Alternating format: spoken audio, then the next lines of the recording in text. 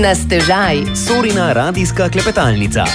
Dragi poslušalci in poslušalke, dobro jutro in lep pozdrav vam želimo na valovih Radia Sora. Tudi danes se bomo med 8 in 9 prebujali skupaj v družbi Jožeta Rakovca. Lepo pozdravljeni. Dobro jutro vsi poslušalci Radia Sora in še enkrat hvala lepa za povabilo. Jože, povejte, kot dolgoletni športni navdušenec za ogrevanje, katera je vaša najljubša vaja ogrevanja? Ja, težko rečem, ker jih je veliko, mar biti najljubša vaja ogrevanja je, da doma sedim za mizo in doma za mizo ob pivu. Tako, in tudi malce segrevate in ogrevate možganske. Ja, to je osnovno. Tako. Ja, z glavo je treba iti v šport, pa če greva še malce na drugo stran ogrevanja, ste čez vikend kaj spremljali dogajanje Nike Prevc, vaše skoraj da sovaščanke na Ljubnem? Ja, to vedno spremljam in normalno kot vsi Dolenjevaščani, vsi in seveda cela Sevška dolina smo ponosni na Niko. Tako, vi pa ste torej že začeli svojo športno potjo, Jože Rakovec, v 6. razredu osnovne šole v Železnikih, če so moji podatki pravilni, ne? Takrat ste se začeli ukvarjati z rokometom, ki je ostal številka 1 v vašem življenju vse do danes. Tako je. Takrat smo začeli že, kot ste rekla, v osnovni šoli, v 6. razredu, igrati rokomet in jaz sem to delal praktično sem bil v tej ekipi, take in drugačni, do odhoda v vojsko. No, začeli ste v bistvu igrati na rokometnih igriščih zunaj, na asfaltnih rokometnih igriščih. Ja, tista so vam bila najljubša, bolj kot ta športne dvorane in seveda parketi. Ja, takrat niti ni bilo še asfalta, takrat je bil to še pesek, leš, ne? In taga smo imeli v Železnikah, pač to so bile leta pred 70, to je bilo nekje 67, 68, takrat so bile pač taka igrišča in v Železnikih smo imeli ob šoli igrišče in smo igrali, mislim, da je bila to Gorenjska liga. In Filip Gartner je, se pravi učitelj iz osnovne šole Železniki, tisti krivec, ki je omogočil tudi, da ste skoraj da 5-6 sezon igrali tudi v članski ekipi, kaj ne? Ja, točno to. V članski ekipi sem igral do odhoda v vojsko in potem še 3 leta, do leta 75 sem bil še kot igralec rokometnega društva Alples, moške ekipe. Po temu letu sem pa že prevzel, so me določili za trenerja in sem bil eno sezono sem bil tudi trener moške ekipe rokometnega društva Alples, ki smo igrali v Gorenjski ligi. In ko že omenjate Gorenjsko ligo, kakšni so vaši spomini na to ligo? Naj bi bila zelo taka burna, vesela, zagnana, ja, kaj ne? Ja, to so bile čudoviti, v glavnem so bile to fantje iz podeželskega kraja, to je bila recimo Žabnica, Besnica, Naklo, Golnik.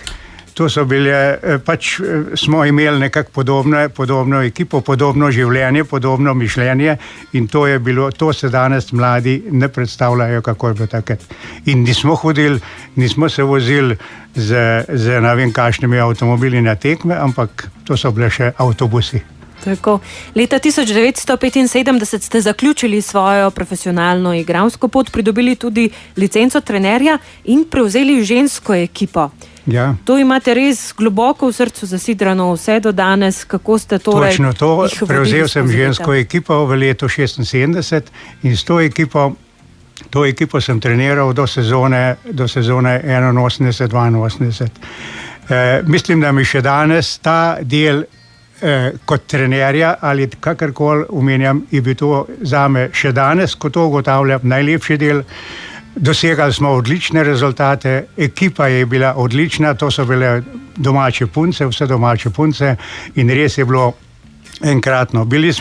Igrali smo drugo jugoslovansko ligo, praktično pol Jugoslavije smo bili udeleženi, v sobotih in nedeljih hodili na tekme, to je bila cela Vojvodina, mislim Slavonija, Hrvaška, Dalmacija in to je bilo enkratno, vendar kljub temu, da je bilo naporno, je bilo to enkratno.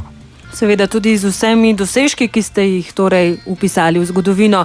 Postale so republiške prvakinje pod vašim vodstvom, pa v prvo B jugoslovansko ligo ste šli leta 1979. Kakšni napori so bili tako z vaše strani, kot tudi strani igralk? Ja, lejte, to je bilo, mislim, da je bilo to takrat, kako bi rekel, punce so bile enkratne, fantastične, bili so navajeni skromnega življenja, kljub temu, da je bilo treba v rokometu velikokrat tudi udariti, če je bilo treba, ne. Bili smo res, kot ste že prej omenili, republiški prvaki, zmagovalci slovenskega pokala. Dvakrat. Igrali smo tekme v Beogradu z Radničkem, ko je bil takrat najboljši jugoslovanski kup, pokalno tekmo smo igrali z Radničkem, sicer smo izgubili, ker on je pač, to je bil Radnički, ne, ampak to je bilo fantastično in res to je spomin, vse prej, ves šport, vse, kar sem potem še doživljal, bom prej pozabil, kot ta del od leta 76 do 81. Tako, in spomine bova obujala tudi z naslednjo, ki si jo bova privoščila nekaj glasbenega premora, Moja generacija in Vili Resnik. Zakaj ste si izbrali prav to, Jože Rakovec? Ima kakšen poseben pomen ali mesto? Zato, ker je to tako življenjska in je pisana na mojo kožo in mislim, to je to. In res je živa pesem, tako imam pa jaz rade. Pa si jo privoščimo. 8:15 je, dobro jutro. Sorina radijska klepetalnica. Na stežaj. No, o rokometu sva spregovorila, o sankanju še bova, sedaj pa Jože Rakovec poveva, da ste poleg tega, da ste športni navdušenec, tudi tak adrenalinski človek.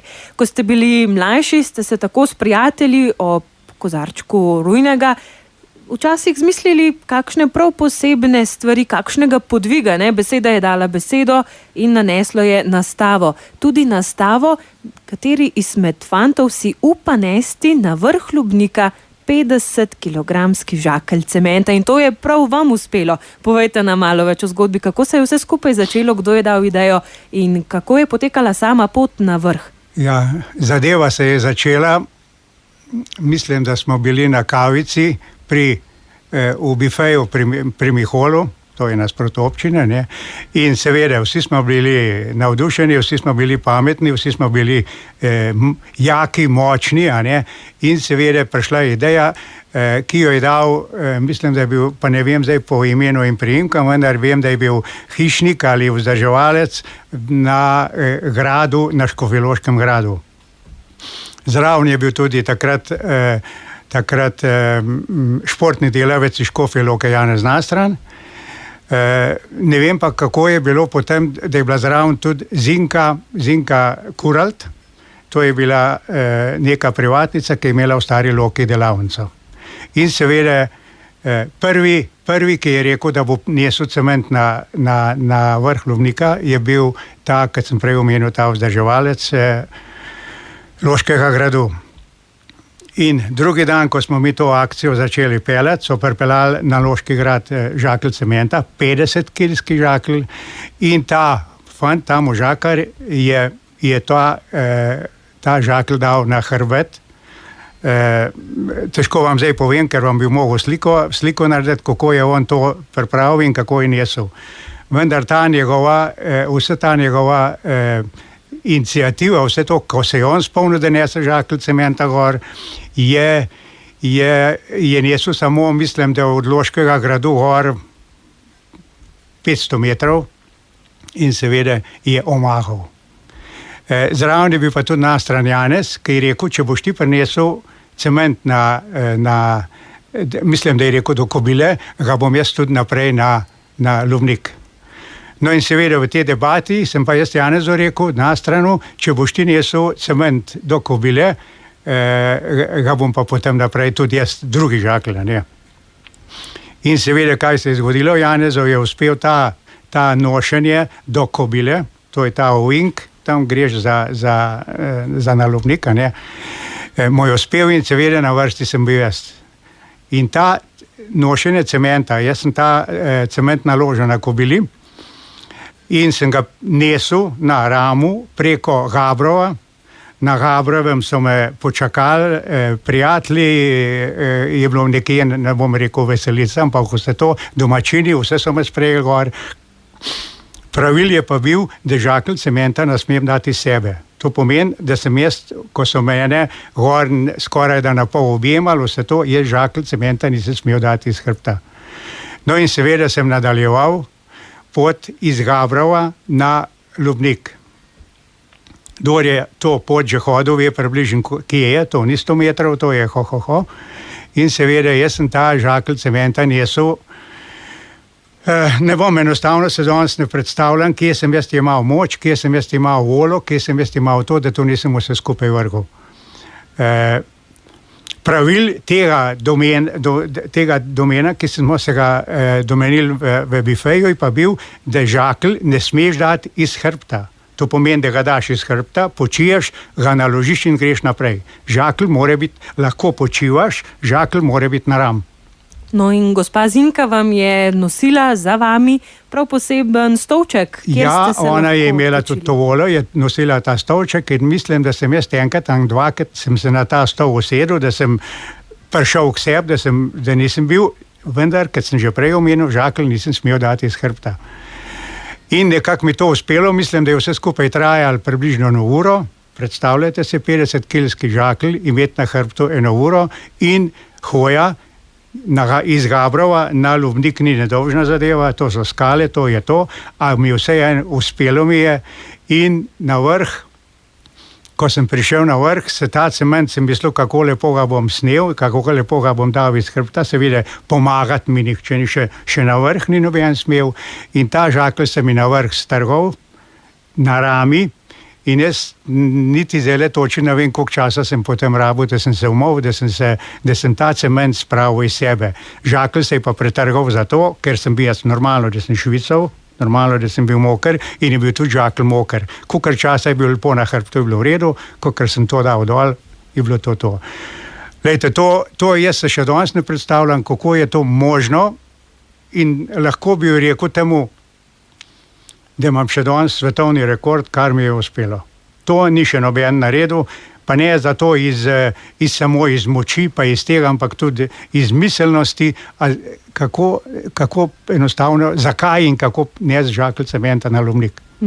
Kako pa so vas sprejeli na vrhu Lubnika oziroma kako je potekalo potem tisto obdobje, ko ste odložili sam žakelj cementa z vaših ramen? Ja, mene sta moje dva spremljevalca, so bile 3 spremljevalci, so me pomagali, da sem se očistil in seveda, mislim, da smo šli da smo nekaj spili, šli nazaj v Škofjo Loko, stava, ki jo je zgubil ta, ko je to provociral, ko je to ta, kot sem rekel, mislim, da je trajala pol ure in da smo to malo popili pa pojedli in je bila zadeva končana. Jaz od te stave, nisem imel nič, mora biti eno pivo ali pa en kavo ali pa ne vem kaj. Ne. Ste pa sami sebi dokazali, kaj vse lahko naredi naša glava, kako pomembna je moč misli in ustvarjanja. Ja, to ne takrat, ne vem kdaj, to še danes ne vem kako je to meni uspelo. Predstavljate se, kdorkoli, takrat so bile cementovi žaklji po 50 kg, danes tudi tega ni več, danes so žaklji po 25 kg,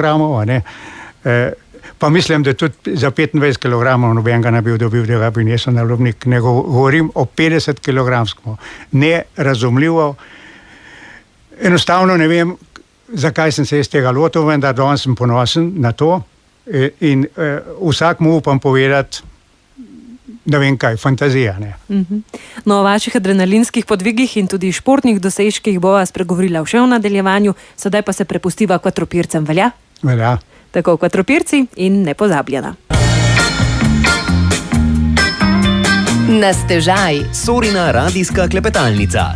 Dobro jutro vam želimo z Jožetom Rakovcem, s katerim se spominjamo njegovih, res lahko rečemo, ekstremnih športnih podvigov. Govorila sva že o tem, da ste našli 50-kilogramski žakelj cementa na Lubnik Skobile.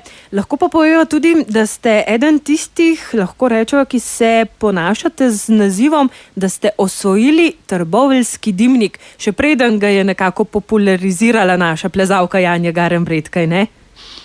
V 27 minutah ste ga preplezali, če me spomin ne vara. Ja, to je bila moja želja, seveda, ker uživam v višini, in mislim, da je bilo to 22. leta, ko sem šel na trboveljski dimnik.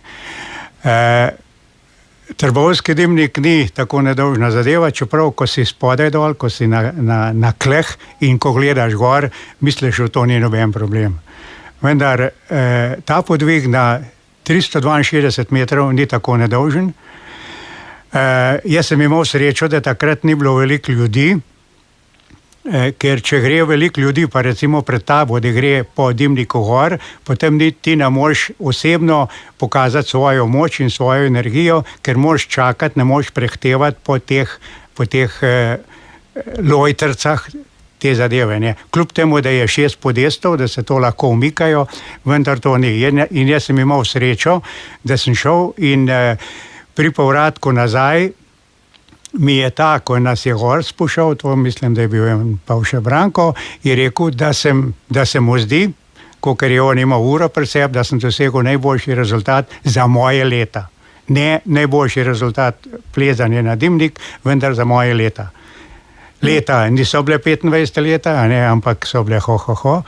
In ta dimnik bil je še plezal in sem ga imel željo, da ga plezam za 70-letnico in sem bil nekje vse dogovorjen in sem rekel temu gospodu v Trbovljah, naj mi omogoči ta plezanje, ker to mi zame najboljša in najlepša nagrada za 70-letnico. Vendar žal je bilo vstop na dimnik ravno takrat nekje prepovedano in mislim, da je prepovedan še danes. Kakšen pa je sam razgled, ko prijete na vrh? Ni varovanja tistih nekaj metrov, kaj ne, in ste v bistvu res sami prepuščeni sebi, svojim mislim, razgledom. Kako skoncentrirani morate biti? Ja, lejte, na 350 metrov na dimniku je okrog dimnika balkonček, ozka ograja in tam lahko greš, se sprehodiš in seveda malo slikaš vse to. Zadnjih 12 metrov, to se pravi z 350 na 362 metrov, je pa brez zaščite zadaj, gre samo po lojtri, po teh cvekih gor, na vrh, ko prideš, sta samo dva železna oprijema in tam je treba vklopiti in imeti pamet in svojo glavo vklopiti. Ker na nasprotnem primeru, se ni noben problem, ali da greš celo, bom brez problema šel okrog dimnika, to je na vrhu FI 7 metrov. Jaz se tega nisem dovolil, toliko sem bil, da sem vklopil svojo pamet, in sem takrat, kako bi rekel, počakal še, da so me slikali in sem šel lepo nazaj. Nazaj sem pa tudi dosegel, tudi za tiste čase kot gor, tudi odličen rezultat in mislim, da je bil minuto boljš od vzpona gor. In zame je to še danes ena tudi isto adrenalinska preizkušnja, življenjska adrenalinska preizkušnja. Lepi spomini pa vas zagotovo vežejo tudi na 12 bohinjskih triatlonov, ki ste se jih udeležili. Ja, triatloni, to smo bili takrat, to je bilo aktualno. Čeprav smo začeli s triatlonom, triatloni smo mi že začeli, ki je bil blejski triatlon, ta je bil takrat za nas najlepši. To je bilo plavanje Blejsko jezero, potem kolo do Bohinja in nazaj in tek okoli jezera. To mislim, da je bil res simpatičen triatlon. Ta triatlon je klenih, je pa zadeva precej ni tako lahka. Že samo veslanje do Ukanca in nazaj, to se pravi 8 km veslanja, potem kolo na Pokljuko in takrat prve 2 triatlona sta bila na Kredarco.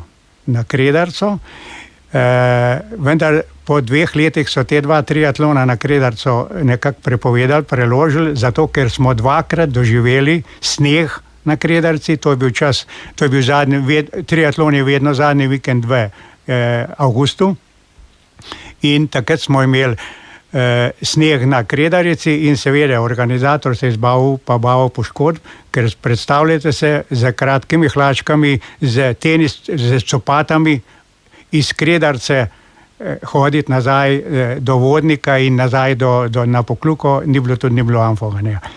Jaz sem se osebno udeležil 12 triatlonov, mislim, da je bil to tudi lep rezultat, da jih sicer jih je veliko, jih je več od mene, velikih je manj. V glavnem uspel, pa srečen sem bil pa zato, ker smo imeli tako ekipo, prijatelji, prijatelji iz Škofje Loke, ko smo to praktično obvladali in delali. No, če smo že ravno pri podvigih in Kredarici, tudi iz Železnikov ste prišli na Triglav in to v rekordnem času, kaj ne? Ja, tudi ta podvig se je nekje naredil na račun neke stave, vendar to ni bila stava, to je bila stava taka, da potem nekaj pijemo, pa to tako naprej. V glavnem zadeva ni bila tako amfo, je bila težka zadeva. Jaz sem rekel, stava je bila, da če pridem v 12 urah iz Železnikov s kolesom na Dražuše, Jamnik, Kropo, Bled, Pokljuka, potem tek ali hoja na Triglav in po isti poti nazaj. Jaz sem rekel, da pridem in seveda stava je bila, da ne pridem. V glavnem nekako mi je to res uspelo. Zadeva je bila kruta, težka. Imel sem to smolo, da sem na sred poti do Vodnikove koče, lih na Rajmov, 100 žensk na Triglav takrat in vse to je bilo treba prehteti. To ni bilo tako amfo, ker je bilo treba iz poti, iz steze jeti ven in vse to prehtevati. 100 žensk je bila pa kolona, ne vem, 1 kilometer. Ne. In kako je potem izgledala samo vračanje nazaj v Železnike? So vas spet sprejeli tako kot recimo, ko ste šli na Lubnik?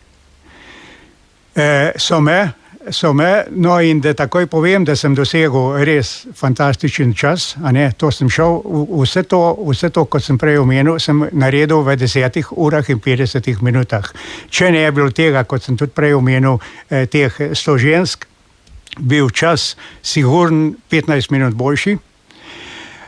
Res pa je, da bil zadnje kilometre kolesarjenja iz Krope na Jamnik sem doživljal, tudi bom povedal, na pol infarkta, zmatran, dehidriran, prekurjen, dobesedno prekurjen in sem 2-3 sem s kolesom na tej relaciji na Jamnik padel, ker mi je zmanjkalo moči. Ampak nisem se poškodoval pri padcu, ker če bi se spustil dol, se bi poškodoval. To, da sem prišel v Železnike, je res utrujen, zmatran, dehidriran, vendar uspel mi je spet ta podvig, ta stava, približno, to je bilo skoraj približno malo isto kot cement na Lubnik. Tako, naj se tule ustaviva in seveda opozoriva, da so taki dogodki in seveda tudi dosežki zelo pomembni in hvale vredni, vendar, kot ste že sami rekli, včasih je res treba vklopiti glavo in se morda ustaviti za sekundo, si privoščiti požirek vode, morda kakšno energijsko dobro stvar za pojesti in na to šele naprej. Ja, to je točno, in to, kot sem prej omenil, ko sem šel ta pohod na Triglav iz Pokljuke, namesto, da bi imel sabo vodo, nisem imel nič vode sabo, nobene tekočine, potem sem to, mislim, da pod nekje na Konjščici, proti Konjščici, od Konjščice gor, pil tisto mrzlo ledeno vodo. In seveda, takrat mi je to prijalo, ker sem mogel, drugače bi dehidriral, vendar, ko sem prišel nazaj, naslednji dan, 2 dni, sem jaz omahal, mi je grl odpovedal, ker sem bil tako bolan od te mrzle, hladne vode, da sem imel posledice kar še nekaj časa. Mladost je norost, radi tako rečejo. Ja. Sedaj na starejša leta, ko ste že v pokojenskem stažu, pa ste se lotili prav posebnega projekta. Prekolesarite že 4. leto zapored 35 vasi in 10 zaselkov v občini Železniki. Ja. Kakšen projekt pa je to, odkje je nastal? To je točno, mislim, da ga pred mano še ni nihče delal, pa tudi do zdaj ga še nihče ni delal, to se zdaj dogaja že 4. leto, letos bo 4. In prvo leto, ko sem šel, sem obdelal samo vasi, nisem šel v zaselke, potem sem pa 2 leti delal v zaselke in vasi. To pomeni 34 vasi in 9 zaselkov. Pripravljam se tudi letos na ta podvig, ker to mi pomeni ogromno in jaz imam to nekako ta kolesarjenje je to zame dovolj, čeprav še potem še kolesarim. No in letos je celo prišlo do tega, da je na vas ratala več, in sicer Spodnje Dajne, nisem vedel, da so Spodnje Dajne vas, uradno vas, in Zgornje Dajne uradno vas. In seveda, jaz sem se do zdaj šel v Sorico, zdaj pa mogel dvakrat iti v Spodnje Dajne in Zgornje. Vsak ta podvig, vsak obisk te vasi je štart od doma. To pomeni 35 krat štartam od doma, ne morem, da bi šel in dve vasi enkrat obdeloval, ali pa ne vem, recimo Zgornje Dajne za Brdo Torka, to bi lahko vse enkrat naredil, ampak vsaka vas je štart od doma. Koliko časa vam vzame tak podvig? Ne greste več na tisto, da bom čim prej vse opravil, ampak si lepo vzamete. Ne grem, da bi rekel, da moram pa na koledar gledal, da bom to čim prej opravil. Mislim pa, da to nekje traja 2 meseca, dobra 2 meseca, ne, 2 meseca pa pol. Ker vmes imam tudi druge kolesarske zadeve, take in drugačne zadeve, dopusti in vse to. Ampak ta del meni toliko pomeni, da obiščem pa obdelujem domače hribovske vasi, je to zame res, temu se reče, simpatičen podvig. Tako, da uživate v domačih koncih in krajih. Tako. Jože Rakovec, mi to bova še nadaljevala tudi o vašem sankanju in o vaši sankaški karieri. Sedaj pa si privoščimo torej nekaj predaha in kmalu smo nazaj. Na stežaj. Radijska klepetalnica Na Radiu Sora. Dobro jutro vam želimo, 8:52 bo kmalu in z Jožetom Rakovcem se torej družimo v današnji radijski klepetalnici Na stežaj. Leta 2011 ste prejeli tudi zlato plaketo, Jože, za športnega delavca v občini Železniki. No, take nagrade so seveda, lahko rečeva, potrdilo, štempelj za dobro opravljeno delo.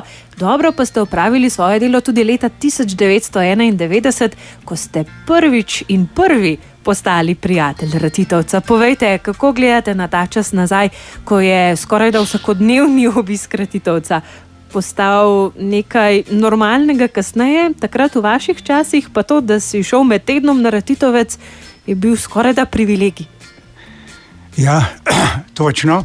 Leta 1991 je Planinsko društvo Ratitovec se odločilo, da je šlo v akcijo, ki so jo imenovali Prijatelj Ratitovec. In seveda to pomeni, štel se je število vzponov. No in jaz sem takrat ta projekt vzel tudi, kot vse ostale take zadeve, resno. In sem skozi leto sem naredil 123 vzponov. Seveda to ni bilo tako amfoh. Leto 91 sem imel tudi veselje dohodke in sicer ga lahko povem, oženil sem se, rodila se mi je hčerka in to pomeni te dneve, te mesece nisem mogel hoditi kar na Ratitovca, ne. Vmes je bila tudi osamosvojitev, vojna, in jaz sem imel doma tudi skladišče orožja in takrat sem tudi dobil priznanje in danes imam status vojnega veterana. Ta zadeva, kot sva rekla prej, 123 obiskov na Ratitovcu je pa šlo tako. To ni bilo lahko jeti samo soboto, nedeljo, je bilo treba tudi jeti kdaj v delovnikih. In seveda takrat vsi tisti, ko so vedeli, da sem jaz šel v torek ali v sredo ali v četrtek na Ratitovc, mislim, da so nekje imeli v mislih, da tale Joža pa ni normalen. Vendar to je bilo treba, da sem to številko dosegel in takrat, to se pravi takrat 91. leta sem bil prvi zmagovalec, prijatelj Ratitovca. Ponosen sem na to. Na ta dosežek. Ponosni pa ste zagotovo tudi, seveda, poleg tega, da ste trenirali žensko člansko rokometno reprezentanco Alples v Železnikih, tudi na to, da prihajate iz Dolenje vasi, kjer je nekako sankanje bilo del vašega otroštva. Po letu 82 pa ste postali tudi trener olimpijske reprezentance, ki bi morala nastopiti leta 1984 v Sarajevu, vendar niste doživeli tak hladen tuš ne strani komiteja oziroma organizatorjev. Ja, mislim, ko sem treniral žensko reprezentanco, se je pri mene oglasila Sankaška zveza, če bi jaz prevzel ekipo ekipo, da bi trenirali do olimpijskih iger, to se pravi ekipo fantov in deklet, da za olimpijado. In leta, to se pravi sezona 82-83, sem jaz postal trener državne reprezentance. Normalno, vsem nam je bil cilj udeležba in tekmovanje in Sarajevo 83, zaradi česa sem tudi jaz kot trener prišel zraven. V te dve let smo zelo intenzivno trenirali, udeleženi smo bili na ogromnih tekmah svetovnega pokala, hodili smo po praktičnem, ne bom rekel po celi Evropi, vendar nekje Avstrija, Nemčija in vzhodna Nemčija, to je bil mesto Oberhof, smo se udeleževali teh svetovnega pokala, takih in drugačnih tekem. Ko je prišla na vrsti počas Sarajevo se je bližal, vendar sarajevska proga ni bila praktično narejena do skoraj bi lahko rekel do zadnjega dne. Ženski štart v sankanju je bil narejen, vendar moški štart je bil pa narejen tak praktično tik pred tekmami. No in mi smo trenirali, Slovenci smo imeli dobro ekipo, imeli smo odlično tekmovalko Tino Tolar, imeli smo odličnega tekmovalca posamezno Pohleven Franceta, oba iz Železnikov. Imeli smo soliden, ne bom rekel odličen, ampak zelo soliden dvosed in prepričani smo bili do zadnjega dne, da bomo udeleženec olimpijskih iger. In teh zadnjih 14 dni, ko smo trenirali v Sarajevu, smo čakali telefonski klic iz, ne vem zdaj točno, naj bi to iz Sarajeva ali Beograda, da nam pove, ste v reprezentanci, čakajte na opremo, na to. No in te zadnji, ali točno čez 14 dni še do olimpijade, smo dobili telefonsko obvestilo, ne po mobitelu, ker jih takrat še ni bilo, telefonsko obvestilo, vi Slovenci niste v reprezentanci, ti kot trener, ko si prej treniral jugoslovansko reprezentanco, nisi trener reprezentance in lahko greste domov. In to je bil za nas šok. Šli smo domov in za mene osebno, pa tudi za ostale, je bil to tak šok, da se smo praktično takrat ločili od sankanja na umetnih progah. In po vsem tem še danes, ko se ta film meni zavrti v glav, mislim, da mi včasih tudi skoraj solza preteče, ker to se je zgodilo eno leto nazaj, ko nas je povabil Muzej športa v Sloveniji, to se pravi v Ljubljano, na ta snemanje, ki ste ga gledali po televiziji. Vse to spet pridejo dogodivščine, ki so pa zelo krute. In še danes v bistvu ne veste tistega pravega, iskrenega razloga.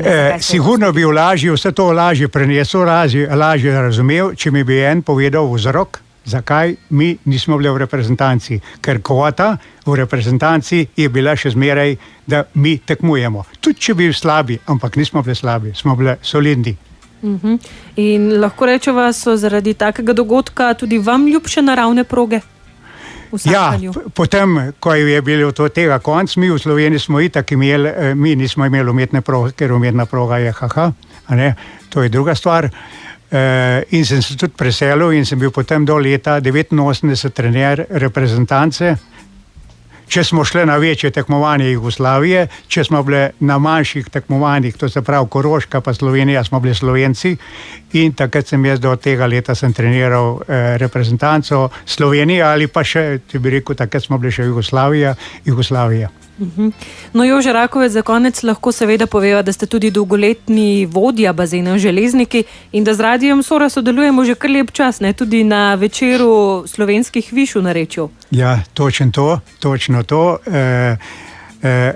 Otvoritev bazena je bila 76. leta in kmalu potem, seveda, jaz sem bil kot upravnik bazena, smo začeli sodelovati z Radio Sora. In če danes seštevam ali odštevam, kakorkoli rečete, te leta, to pomeni, da jaz z Radiem Soram sodelujem že približno 45 let. To mi pomeni ogromno, res je lepo in na Radio Sora sem bil že ne vem kdaj nazaj, danes in jutri ponosen in se rad vračam tudi k vam. Pomagal sem tudi pri prireditvah Viže in tudi to mi pomenilo veliko. Skratka, Radio Sor se bi zahvalil za nazaj, za včeraj in za danes. Res še enkrat hvala Radio Sora. Najlepša hvala tudi vam, Jože Rakovec, odličen sogovornik ste bili in srečno še naprej pri ostalih športnih uspehih in podvigih. Ja, lejte, jaz bom tudi vam rekel hvala za vabilo. In hvala tudi vam, dragi poslušalci in poslušalke, da ste prisluhnili današnjemu pogovoru Na stežaj. Mi bomo šli sedaj le že v novice, 8:01 je že. Jože Rakovec, vam pa želimo adijo in srečno. Enako, hvala.